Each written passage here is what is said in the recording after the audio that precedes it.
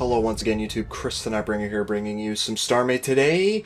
Oh my god, StarMade, more StarMade, what a surprise. So, I've got a bit of an announcement to tell you guys about, as well as a little bit of a response to the feedback that you guys gave on my last video, or my last StarMade video, right? And so let's get on with it. So, my big announcement is that I will be starting streaming on Twitch. Oh my god!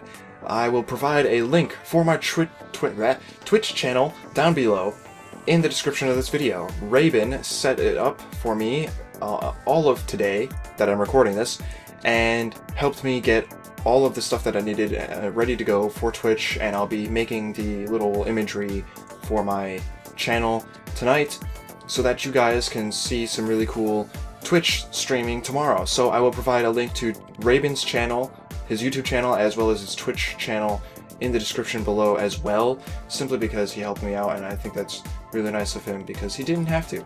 So go check his stuff out too if you want. He does a lot of StarMade, and he streams all sorts of games with a few other people. So thanks Raiben, shout out to you and all your cool stuff. And now a little bit more about the Twitch information. Basically, I'm going to be streaming all sorts of games. I'm going to be streaming at random days. I don't think I'll stream every single day, but I would like to start streaming a lot in the beginning. And what I'm going to do is I'm probably going to start streaming around 5 p.m. Eastern Standard Time. For anyone living in the UK, that's around midnight, I believe. You'll be seeing my streams go up. So 5 p.m. Eastern Standard Time, or US Eastern Time, or whatever it's called, I don't even know. Who freaking keeps track of time zones, honestly? There's only 2 that I know of. No, there's 3. I know the hour difference between Pacific Time, Eastern Standard Time, and like the UK time. That's it. After that, I'm lost. Anyway, stay tuned for that tomorrow, which will be my debut on Twitch. And I will be streaming all sorts of crazy stuff. I'll be able to talk to you guys if you want. You guys get to see me work on these spaceships, because that's probably what I'll be doing in most of my streams. Although I will play other games like DayZ in stream and all sorts of other stuff. So that's pretty cool, and I can't wait to get started with that. So now that that's out of the way, let's talk about what you guys told me in my last video in the comments section.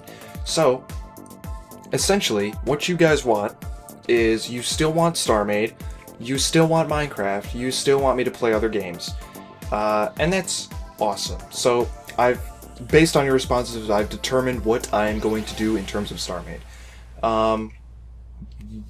and all my other stuff as well. So Minecraft is still going to be around. You guys are going to get to see 1 Chris Tech or 2 Chris Tech episodes a month. Chris Tech takes a long time to put together, but I will be putting them together. It's just, you know, it's time-consuming process of recording a time-lapse video that long, putting it all together, and then commentary on top of it, making sure everything looks good, and then posting it for your guys' viewing pleasure. So Chris Tech takes a long time to put together. Minecraft Hat Pack series with Swaggy also takes quite a bit of time to put together, but I will be putting out one of those about once a week now. And I think I'll put one out the day after this video is up. So be on the lookout for that, right? So yeah, I'll still be doing Minecraft occasionally. To be completely honest though, and I know that you guys really like it, it's going to eventually go away. I just cannot be bothered to do Minecraft as much as I would like to. It's just not worth it in terms of channel views, because even though you guys are sitting there saying that you want Minecraft on the channel, it doesn't get the same number of views as StarMade. Every single StarMade video that I've posted has gotten well over 100 views, compared to what would be my Minecraft stuff, which gets consistently 30-ish views. So it's a matter of numbers at this point, you know. I need to post content that gets somewhere. StarMade gets somewhere, Minecraft not so much. So I'll be weaning off the Minecraft, but it'll still come back. I know I haven't posted a Minecraft video in like a month or 2. So don't worry about that, it'll be coming back, and I'll be doing that.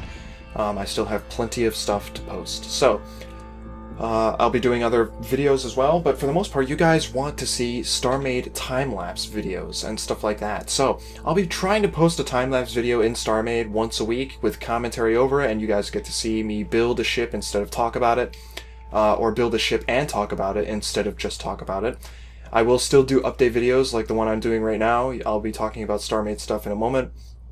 So expect those type of videos once a week or so, and definitely gonna be awesome, because now I'm so excited. So many things are happening, you know. I got so many good things going on right now in terms of what my channel has been capable of doing. So now we're gonna take a look at some StarMade stuff. I have a lot of ships here. You can see some bigger ones that I've started working on, as well as the smaller ones, which have gotten quite a bit of work done to them. So as for the Reaper, which should be one of the ships I'm focusing on, but I'm not, I finished up most of the wireframe. This red section that you see before you was, or used to be, gray blob of hull, and now it's not. So there you go. That's what I did on this ship.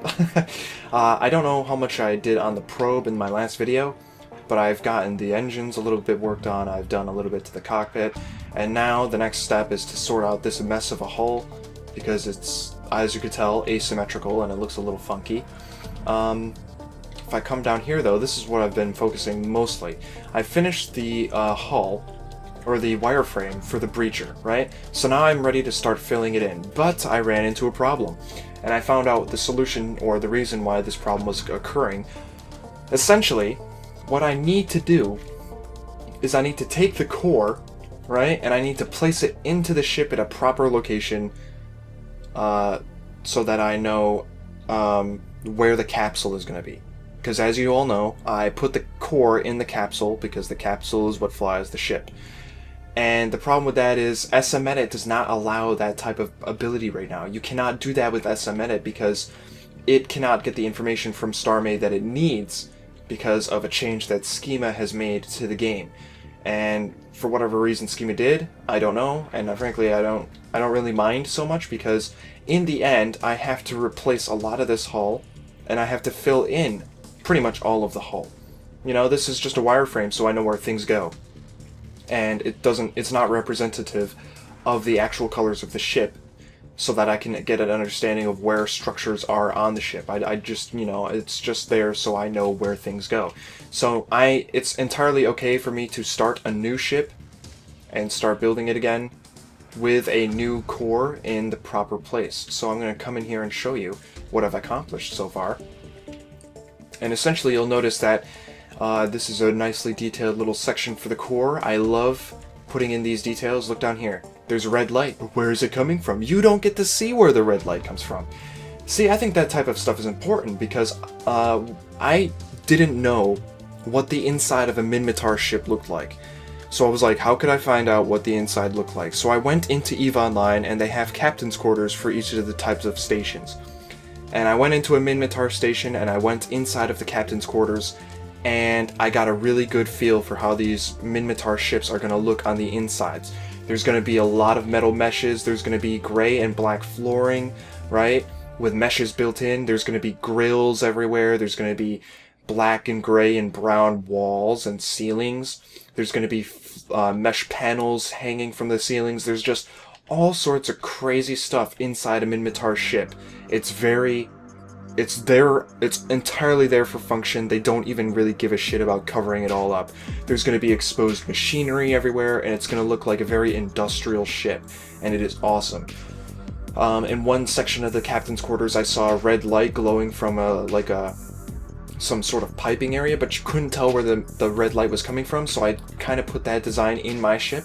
You can't see the red light, and I think that's really awesome. You can see the orange light down here, and that gives a bit of illumination. The core looks really cool in this lighting and stuff like that.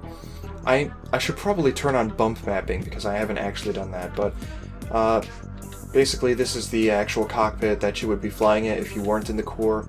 I assume this would be the captain's cabin or some sort of entryway into the cockpit, but I decided to put the core close to the bridge of the ship, and I think that's a design philosophy that I'll be sticking with throughout my builds. So we can get out of here. I'll show you a few more things about the ship. So, you know, I'm able to put in so much more detail. There's just, you know, on the EVE Online models, a lot of stuff is just textures. Like this big pipe that's sticking out the side, that's just a texture on EVE Online. But in my build, I get to add that little bit of detail, and it makes the ship just a little bit better. If you look over here, there's what would have been a texture turned into actual objects, you know, actual blocks sticking out of the back, giving the indication that there's some sort of machinery going on. You know, all sorts of cool stuff, all sorts of awesome stuff. These fins are turning out to look really great, and I think they're going to look amazing when the ship is done. You know, I originally was going to use glass, and it turns out glass is like really white now, and blue glass just doesn't cut it. I was going to use blue glass before, because the glass used to look blue with the texture pack, so that's changed. But I think it's a change for the better, because that looks really good right now. These fins look really awesome, I think. It's a very different feel. I've never seen glass fins really before, so that's pretty cool. And in terms of the internal structure, there seems to be some sort of cargo bay door hatch on these red little bits right here. And if you come inside, there's windows lining it up along these pieces of hull. And in the back here, where you can see them attached to the red hull, you can see that's where the windows would be going on the external hull of the ship. So that's pretty cool. That's pretty indicative as to where the actual insides of the ship will lead you. So I'm thinking there's going to be this lower cargo hold area, right? And then there's going to be crew quarters up here. And basically, Minmatar ships, since they aren't as advanced as the other races, are very packed with people, because they don't have a lot of automated systems that other ships would have. So a lot of people have to get inside the ship in order to actually make certain things function. So there's going to be a lot more crew stuff on a Minmatar ship than the others combined, pretty much. Like, you know, there's just going to be so many more people working one of these ships than there will be a Caldari ship or an Amar ship or something. So that's what I've done with that. As you can see, I've done a bit of work on the Talwar, you know, fleshing out these basic shapes on the side. After that, it's going to get a little bit more complicated, because it's a little bit more convoluted over here with all the details and stuff, but I have faith in myself that I can manage. It'll look really amazing when it's done. So yeah, there's that. The one problem that I'm running into, though, is that the turrets are mounted on these angled pieces right here. I believe they're mounted here. And my problem is that I'm going to have to put them on a turret dock that sticks out, which is going to look kind of ugly, so that's unfortunate. But, you know, I do want to put them in what would be their proper positions, so that's pretty cool. I'll be doing that as well. Finally, I did a little bit of work on a stabber. This is a stabber. Somebody mentioned that they liked seeing a stabber being built, or that they liked the stabber in general. Well, here it is. This is how big it is. It's pretty freaking big. I think it's like 300 meters long or something close to that. And one of the craziest things that about this ship is that all the engines back here are so hot that the seams of the metal are glowing red. So what I get to do is I get to hide red lights over here and make the entire engine section look like it's just glowing red hot.